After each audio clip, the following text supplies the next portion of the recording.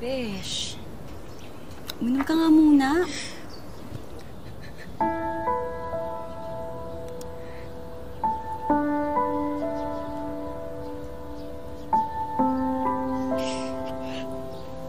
Besh, hindi ko na talaga kaya yung pinagagawa sa akin ni ate. Ayoko magpakasal. Oo naman, no, Besh. Tsaka, ang bata-bata mo pa kaya para magpakasal. Tsaka sa talino mong yan, naku kayang-kaya mo maging abogado, or kaya doktor, or kaya kahit anong gusto mo, Besh. Besh, bakit ganun? Bakit parang baliwala lang ako kay ate? Yung nararamdaman ko, yung gusto ko.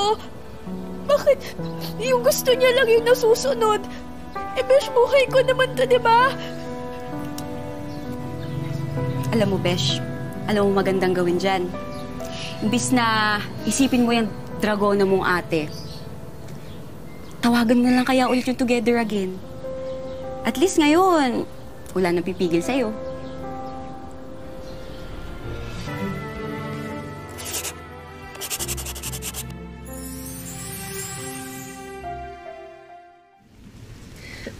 Anong mga natatandaan mo sa nangyari dati? Konti lang po. Pero, naalala ko po yung party. May cake po nun eh. Pero, hindi ko po masyadong maalala yung itsura. Tapos po, kinuha po ako ng mga ali.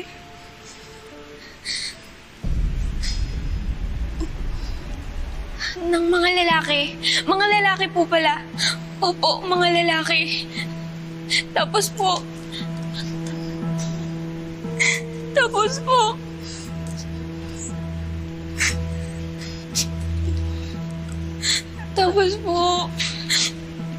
It's okay. It's okay kung ayaw mong pag-usapan. Okay lang.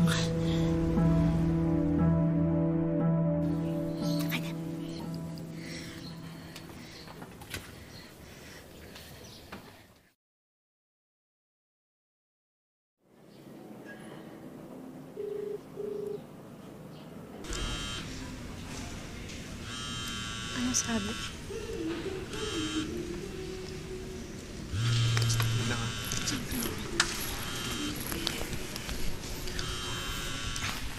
Hello? Hello po? Yes, ano po concern nila? Hello po. Ako po si Angeline Manalo. Tumawag po ako tungkol kay Miss Rosel Abad Montesilio.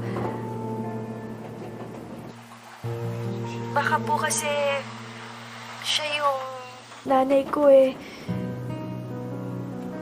Nawala rin po kasi ako nung bata ako.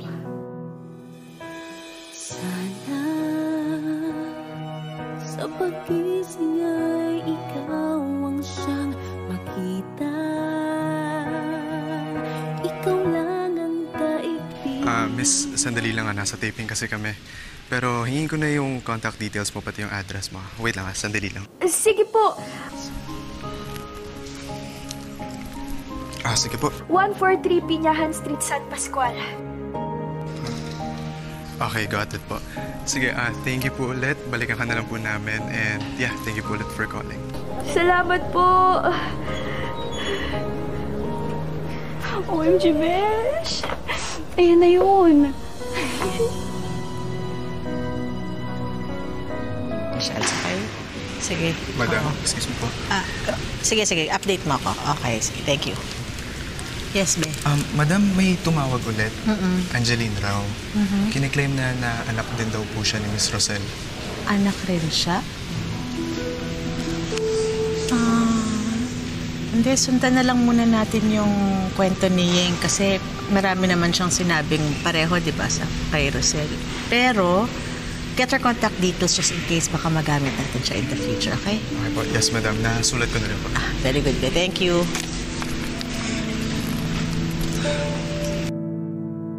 Ikaw talaga? Hindi mo na kailangan akong dalang pa ng groceries. Masaya na ako nang napadalaw ka. Buti naman at nakapasyal ka. Oh, ito pa po. May chinek lang po ako sa dairy farm. Pwede ba namang hindi ko kayo dalawin? Kaso, ang pangit ng sumalubong sa akin. Ako? Siyempre hindi, no? Meron lang po kasi ako nakita, magkapatid na nag-aaway dyan sa labas, sa may computer shop. Si Lani siguro yung sinasabi mo. Yung may batang kapatid. Maganda? Opo. Ay, ibang klase talaga yung Laning yan. Alam mo pa kung anong balita? Yung si Angeline, pinipilit niyang magkaroon ng boyfriend na foreigner. Wala namang masama kung magkanobyo ka ng Amerikano. Kung gusto. Ang kaso, itong si Angeline, ayaw naman. Tsaka, ang bata pa niya.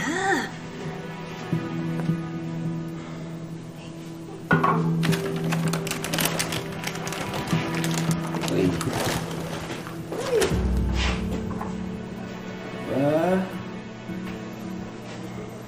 Dito pa rin ang litrato namin. Naka-picture frame pa. Aba, syempre naman. Love na love ko mga alaga ko eh. Naalala ko pa kung gaano kalambing si Ariana. Sa malangit nawa ang kanyang kaluluwa.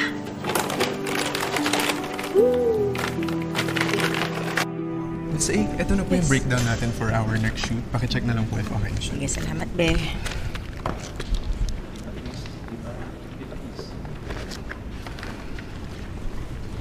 Excuse me, Miss Aiza, saan po dito yung cafeteria niyo? Yung stairs na yan, diretso lang paakyat. Oh, yes. Is there anything I can help you with? No, it's okay. Are you sure? Yes, I'm fine. Thank you. Sige, sige.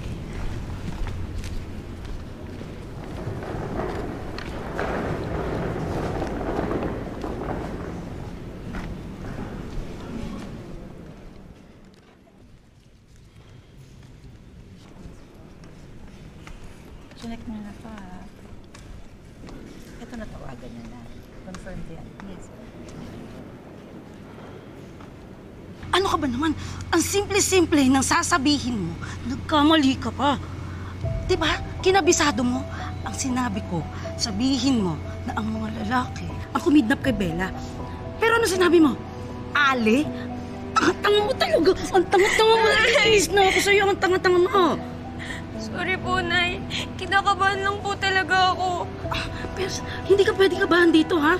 Naiintindihan mo? Opo, Naiintindihan mo? Nay. Opo. Ha? Kasi may sarili mo. Sayang ang pera. Yaman pa naman si Rosel. Baka ba naman? Kailangan galingan mo yung acting mo. Ha? Kailangan makatotohanan. Kailangan mapapaniwala siya. Naiintindihan mo? Sige. Kailangan mapapaniwala natin siya, ha? Hindi niyo na kailangang umarte.